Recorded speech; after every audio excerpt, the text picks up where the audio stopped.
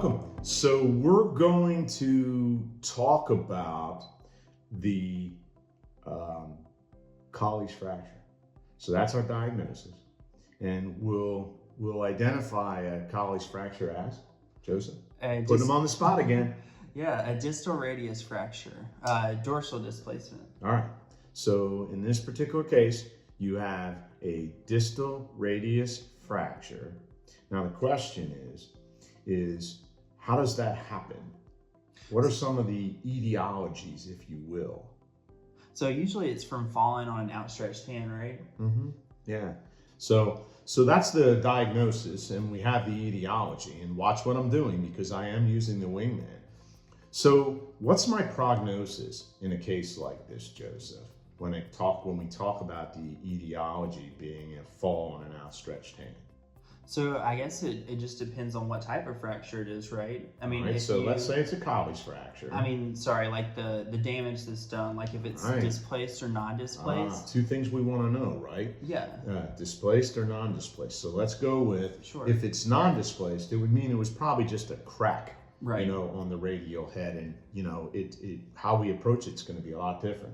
But let's say it's displaced. So usually, I guess if it's displaced, they might have to do an ORIF to fix it. All right. So in an ORIF, ultimately what you're talking about in a Colles fracture is you're talking about a metal plate, that's put in to secure the bones. All right. And then in most cases, it has a number of screws that are screwed down into the radius. Okay. So we'll talk as we go. I'll just kind of infuse the process with, okay, if we were dealing with a displaced or a non-displaced, how would we treat that? Because we want to get to interventions. So we've got our diagnosis, we've got our etiology, we have our prognosis. Our prognosis is really predicated on a number of things, right? Give me some examples of things that we were talking about just now, but that will give us the change the way we approach this. So maybe, specific associated damage, things of that nature. So I guess the first thing, like we talked about, is whether or not it's one that's been treated conservatively or with an ORIF. Mm-hmm. Generally, I think the ORIFs, you can get a little bit more early motion with those, right? Because it's been fixed. But there's also other things you can think about, I guess. Comorbidities. Someone has osteoporosis. That's definitely going to have an effect on the bone healing. You just have to you have to take into account everything that's happening with them along with the Colles fracture, because so many factors are going to come into play with anybody you see, really. So as you think about the wingman, we think diagnosis, etiology, prognosis, and then we think about associated damage. What you end up doing is this ends up taking us to the history intake, which is really building us to the occupational profile. All right, so as part of the history intake, all right, you would know the comorbidities, whether they all have diabetes or osteoporosis. And I have to say, a lot of the problems that we run into, and the reason why we as therapists get these patients, is because they have comorbidities. They have osteoarthritis or rheumatoid arthritis, okay, or, they are diabetic. There's a complication in their healing process. So that is why, again, we do a really thorough history intake. So once we get that history intake and the patient rolls in, we now observe them, okay? And we begin that interview process, which is going to take us to, building, the profile. So we learn about the fact that they were walking their dog, or we learn about the fact that they have arthritis really bad, or, we learn about the fact that they are in their mid 70s or something of that nature. And those things really begin to put this all in perspective, right? So what really evolves here is our frame of reference. What frame of reference are we using? So definitely biomechanical, I think. All right, so we're going to look at the biomechanical. And what's the biomechanical? How does it work? So basically it's about, I guess, the musculoskeletal system is how I think it. And you kind of go on a continuum from range of motion, strength, and endurance. All right, so those are the three areas that we're talking about, right? Three constructs of a model. Okay, so as we roll this out, we have these elements. What else do we check when the patient comes in? Well, I mean, with the biomechanical model, you can think about, you want to think what client factors are limiting their movement. something could be edema, especially with a fracture. That can Nice. be a really big client factor that's limiting. Yep, we get a lot of patients that come in for edema, and we measure that. We measure the circumference of the wrist. We measure the distal palmar crease across here. And then in some cases, we have to measure the circumference of the finger using a gauge there. Or one of the ways that's really easy to do, but it's a little more time consuming, is use of the volumetrics, which is water displacement, right? So that's what we do with edema. So I guess the next area as we roll through here, because we've done these assessments, the next area would be talking about the interventions. So what we're going to do is we're going to come back, because I wanted to set the stage here, because all this is really important with how you use all this information that you've been compiling. And now the next thing we'll do is we'll come back and we'll look at the interventions.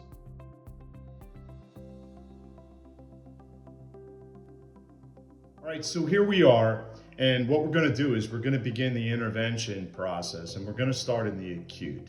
So what happens if the doctor sends a patient to you, okay, within that first week or so? Logically speaking, what's occurred is they're in a cast, okay, or two, for example, okay, he has them immobilized. All right, and a lot of times what you see in terms of this splint, they'll be immobilized just like this. This is typical.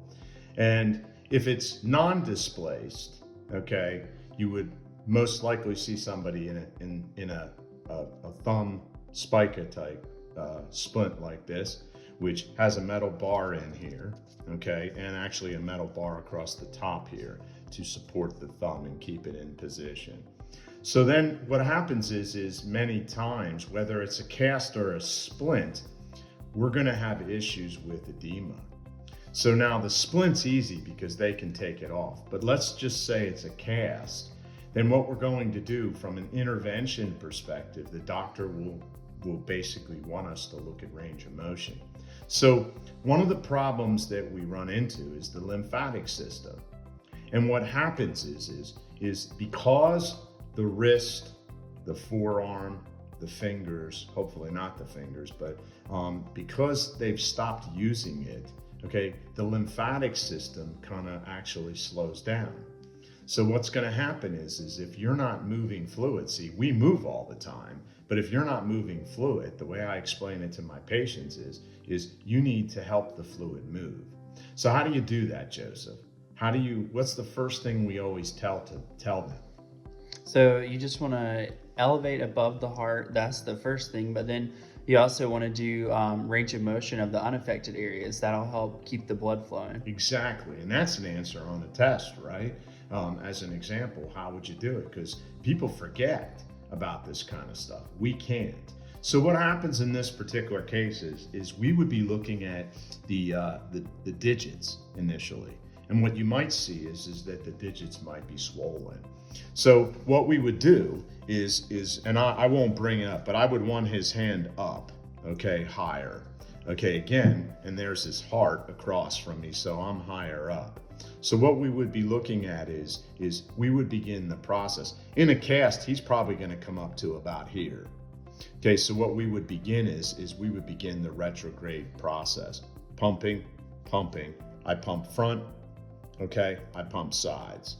And I would show him, her, I would show their caregiver, I would show a husband or a wife type scenario of how to do this. And I would do every finger. And I pump, and because most of the time they come in and they're like sausages. Because you can tell a patient to keep it elevated, but if you're not really specific until they see what it looks like and we explain to them, no, you can't keep it that way, we have to make a difference. Now, the second thing is going to be at the elbow, all right? So when we look at the elbow, we're going to do 3 movements as much as we can. So if you look at the elbow here, we're basically going to bring the thumb up and we're going to basically go elbow flexion. Makes sense, don't it? Yeah. Okay, so if they can turn, which a lot of times they can't as much, then you're going to come up palm down. Okay, And then a lot of times, if they can turn over, which they won't be able to fully do, then we bring them up, palm up, okay? And that's kind of how we do it. So that's at the elbow. So we got the digits, we got the elbow, and the next thing will be the shoulder. And what I'll do with the shoulder is literally, I'll have them go into flexion of the shoulder, abduction of the shoulder, okay? And then at one point in time, internal rotation, external rotation, and then horizontal ab and ad. And it's kind of funny because they come back and they'll say to me, if they're doing their exercises, my arm really gets tired doing this. Well, yeah, because sometimes you don't realize just adding even ounces, to your arm, it's like lifting, so it's actually a good thing for the shoulder. But if they can go overhead, I do it. And then the last thing that we do in this intervention when we go over this with them is we talk about what Joseph mentioned, and that's positioning. How do you position your arm when you're sleeping, right? Well, we explain to them, if you're going to have to lay on your side and you're laying on your unaffected side, okay, you're going to have that arm above your heart, which means you have to prop it up on pillows. If you're laying down supine with your arm out, you're going to have to prop it up so it's above your heart. Because if not, you wake up the next day and it's swollen up. So that's the acute process, and it's not uncommon for us. Again, somebody possibly who has other comorbidities will end up seeing them, like someone who's older, they'll come in and they'll be so worried about, they'll have pain, and you'll have to go through this whole process of what I just did. Okay?